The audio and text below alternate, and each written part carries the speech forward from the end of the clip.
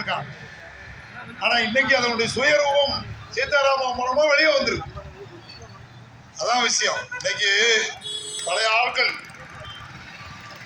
நிர்மலா சீதாராமன் அவர்கள் பத்திரிகை பேட்டி கொடுக்காங்கன்னு சொல்லி சரி, உங்களுக்கு தெரியும். அதே பேட்டியில தான் கோயம்புத்தூர் அன்னபூர்ணி ஹோட்டல் ஓனரை அவர் ஒரு நியாயமான கேள்வி கேட்டார். ஜிஎஸ்டி விஷயமா பேசும்போது மறுநாள் கூப்பிட்டு வச்சு மிரட்டுறாங்க. அதை அவர் மன்னிப்பு கேட்டாருன்னு இப்போ சோசியல் மீடியாவில் பூரா போடுறாங்க. கடைசியில் அதில் வானதி சீனிவாசனுக்கும் சீதாராமனுக்கும் அவமானமாக போச்சு தெரியுமா? எத்தனை பேர் இந்த நியூஸை பார்த்தீங்கன்னு தெரியும். அந்த அம்மா எதையும் கவலைப்படாது. நீ பாருங்க, அந்த கட்சிக்காரங்க மன்னிச்சுக்கிடுங்க, பேசுகிறவங்க நினைக்காதீங்க. அந்த கட்சியில் சுப்பிரமணிய சாமி ஒன்று சொல்லுவார். அது பெரும் எதிர்ப்பு வந்ததுன்னு வைங்க, அது அவர் கருத்து, கட்சி கருத்து இல்லைம்பாங்க. ஆனால் இந்த விஷயத்தில் கட்சி எதுவுமே வாய் திறக்கலை.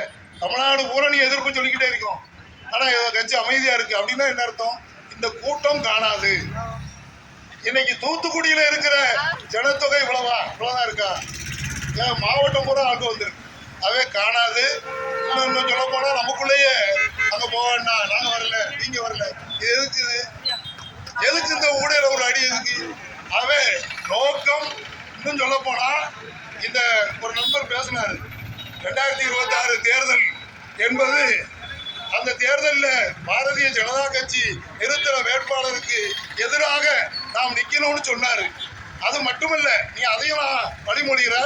அதை விட இன்னொரு விஷயம், அந்த கட்சி அவர்களை பொறுப்புல இருந்து தீர்க்கணும். உண்மையிலே பாரதிய ஜனதா கட்சியினுடைய கட்சியில இருக்கக்கூடிய நமது சொந்தங்கள் அதை மேல வலியுறுத்துங்க. நீங்க நம்ம அமைகளே இருக்காங்க, வலியுறுத்துங்க. நீங்க என்ன ஓட்டுக்கு பயந்து அந்த அம்மா இல்ல, ஓட்டு யாரும் போட்டு வரல. புறவாச வழியாக பொறுப்புக்கு வந்திருக்கக்கூடிய நபர் சீதாராமன்.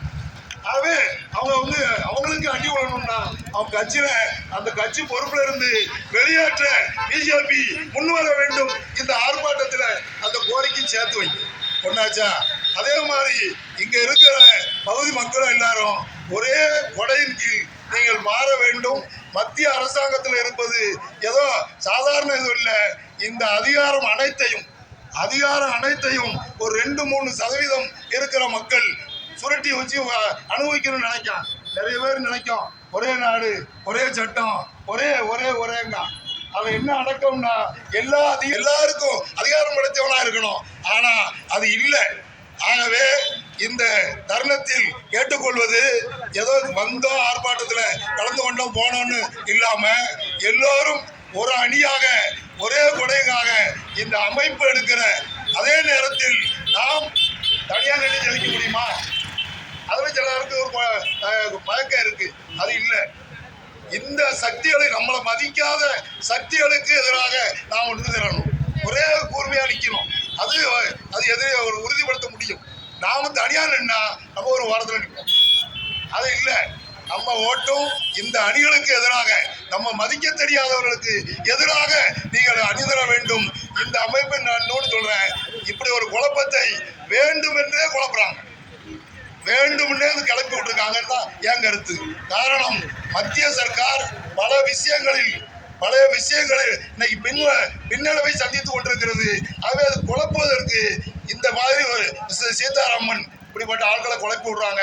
ஆகவே நாம் அனைவரும் ஒரு கொடையின் கீழ் நின்று நம்முடைய சக்தியை வரக்கூடிய காலத்தில் நிரூபிக்க வேண்டும் என்று தாழ்மையோடு சொல்லி, நீங்க எடுக்கிற முடிவுகளுக்கு திருச்செந்தூர் வட்டாரத்தில் இருக்கிற அனைவரும் ஒருங்கிணைவோம் என்பதை சொல்லி முடிக்கிறேன்.